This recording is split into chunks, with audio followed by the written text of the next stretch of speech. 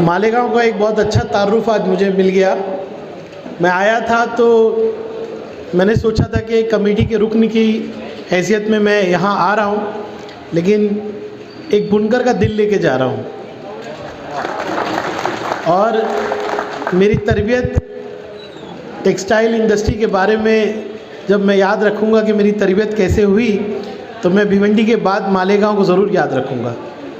आप लोगों ने बहुत मशवरों से नवाजा, सिखाया, आपके दर्द को बताया, लेकिन एक ज़िम्मेदारी पैदा करता है कि इतना सब सुनने के बाद काम करना ज़रूरी है और बेहतर तरीके से असेंबली में आपकी आवाज़ उठाएंगे और शिद्दत से उठाएंगे और सरकार से और शिद्दत से लड़ेंगे। लेकिन मैं बहुत उम्मीद रखता हूँ, कुछ खामियां हम में भी हैं, हमारे तरीके में भी है।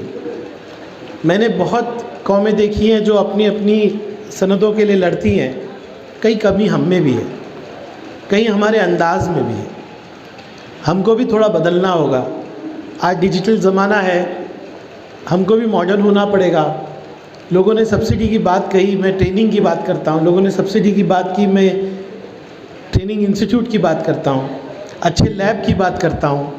मैंने असेंबली में एक वादा किया था भिवंडी के बिहाफ पे कि अगर सरकार ने हाथ थामा हमारा तो हम चाइना को पीछे कर देंगे। अब मैं कहता हूँ कि अगर सरकार ने हाथ थामा तो मालेगांव भिवंडी मिल के चाइना को पीछे कर देंगे। सूरत में हमारा बिजनेस जा रहा है, केंद्र सरकार हमारे खिलाफ है। वो लोग चाहते हैं कि महाराष्ट्र पीछे हो, हमारे मराठी भाई समझ नहीं पा रहे।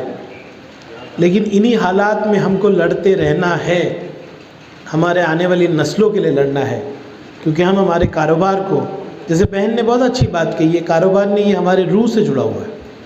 ये कारोबार रूह से जुड़ा हुआ है। मैं भी एक बैकवर्ड जमात से आता हूँ। हमारा कारोबार था कि हम पत्थर से लोहा निकालते थे, हमारे लोगों ने उसकी हिफाजत नहीं की। अभी इंडस्ट्रियलाइजेशन आ गया, लेकिन पावरलूम इंडस्ट्री के साथ इंसाफ होगा इंशाल्लाह। हम सब मिलके जनाब अबू आसिम आज़मी साहब की क़यादत में लड़ाई लड़ेंगे। अब 2 और साथी मुझे मिल गए हैं, इतने सारे साथी मिल गए। कोई सियासत नहीं, जो हमसे जुड़ना चाहे सबको जुड़ना चाहिए। सब अपने अपने सतह पे काम करते हैं, मुझे मालूम है। लेकिन हाँ, शिद्दत से जो काम हम लोग कर रहे हैं आज, वो असेंबली में दिखाई दे रहा है। बहुत अच्छे मशवरे, बहुत अच्छे तरीके से आप लोगों ने मुझे सिखाया। भिवंडी में हमारी 8 तारीख को मीटिंग है।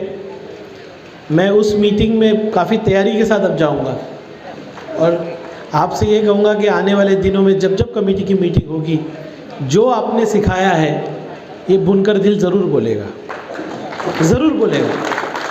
देखिए, नतीजे हमारे हाथ में नहीं है। मैं आसिम भाई मिलके हम 2 MLA हैं, लेकिन आप सब जो यहाँ पे बैठे हैं, ईमानदारी से बताइए, असेंबली में हम अपने इलाकों की नुमाइंदगी का हक अदा करते हैं कि नहीं करते? बस आपकी ये शताइश, आपकी मोहब्बतें हमको और ताकत देती है। मालेगांव के मसाइल आसिम भाई हमेशा उठाते हैं, क्योंकि मैं भिवंडी के लिए बोलता हूँ, लेकिन अब मैं भी कोशिश करूँगा कि मालेगांव के जितने मसाइल हैं उस पर हम बोले। पावरलूम महाराष्ट्र में आगे बढ़ेगा तो महाराष्ट्र आगे बढ़ेगा, और मैं मेरे महाराष्ट्र को आगे बढ़ते हुए देखना चाहता हूँ। तो एक बार फिर आप सबका शुक्रिया। और आज इस बेहतरीन तरीके से जो निज़ाम किया गया, मैं मुस्तकीम साहब को बहुत बहुत तहे दिल से शुक्रिया अदा करूँगा। मेरी बहन का शुक्रिया अदा करूँगा। एक नए अंदाज में उन्होंने पब्लिक मीटिंग की, आपको बोलने का मौका दिया, हमको सुनने का मौका दिया। आप सब इसी तरह से समाजवादी पार्टी को सपोर्ट करते रहिए। आप सब आए, इसके लिए तहे दिल से बहुत बहुत शुक्रिया।